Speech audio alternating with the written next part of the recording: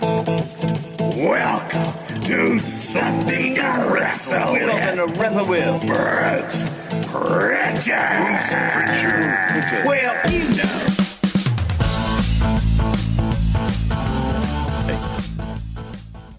Well, not long after this, they start to tease an on-screen romance with Rob Van Dam and Stephanie McMahon Helmsley, who is the on-screen owner of ECW and in storyline married to Triple H.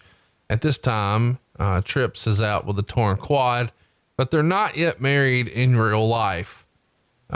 This feels like a Vince McMahon idea. Who came up with Rob Van Dam being in a romantic relationship with Stephanie?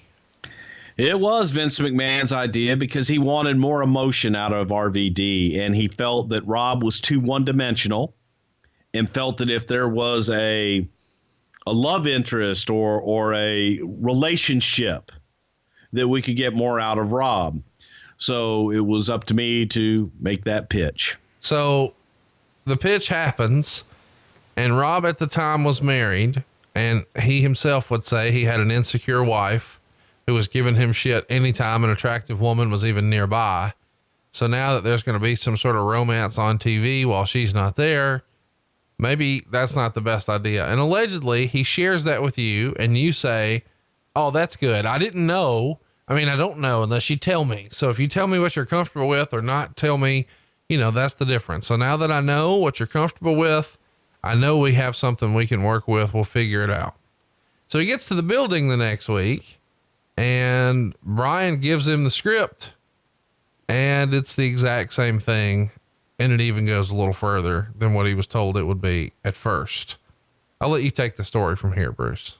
Oh, well, the story goes, Rob wanted to kill me. Rob wanted to do the famous pick a hand with me and knock my head off.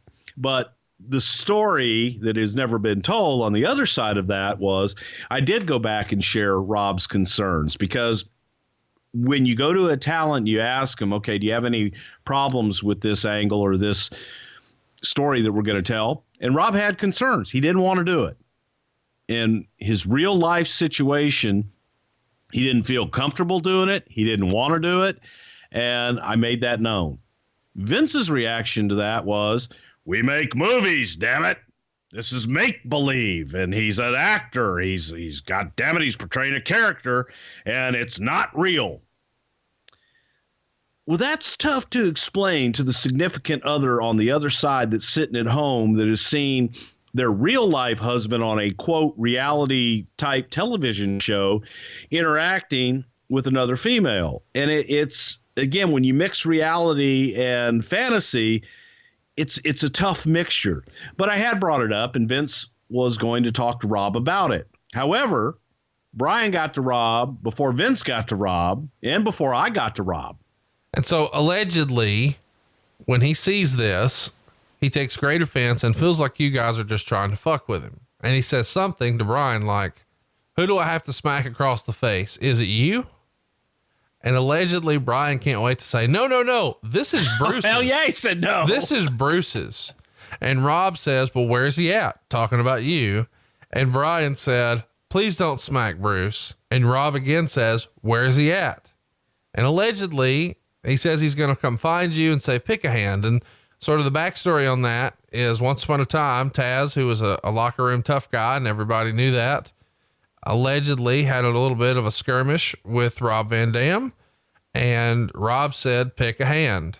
And when he did or didn't, he slapped the shit out of Taz, and they were cool after that. It sort of just hit the reset button on the relationship, and there was mutual respect.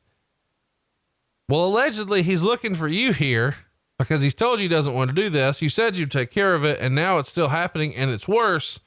So he wants to play pick a hand. Did you see him that day? I did see him that day, and thank God I didn't play pick a hand with him.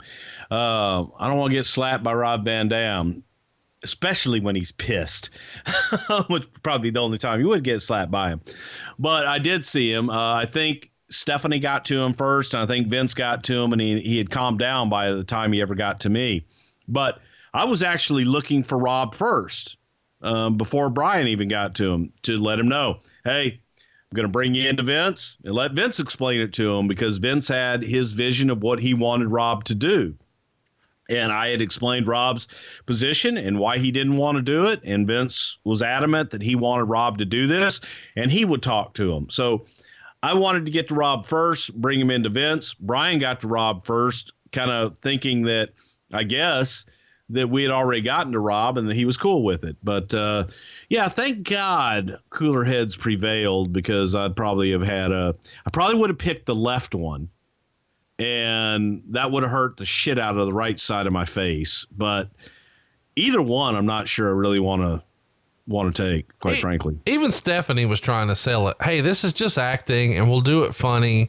Like, I'm after you, but you'll be oblivious and sort of, in your own world. Meanwhile, Jericho's trying to get in my pants, and she's all about RVD, but RVD is all about RVD. And then the angle just sort of fades away. Well, where was this going? I mean, were they going to make little RVD babies that started pointing to themselves? No, it was a love triangle, and it was a story to play out on television. But Rob wasn't comfortable with it, and we didn't do it. So, I mean, that was the end of it, and you moved on.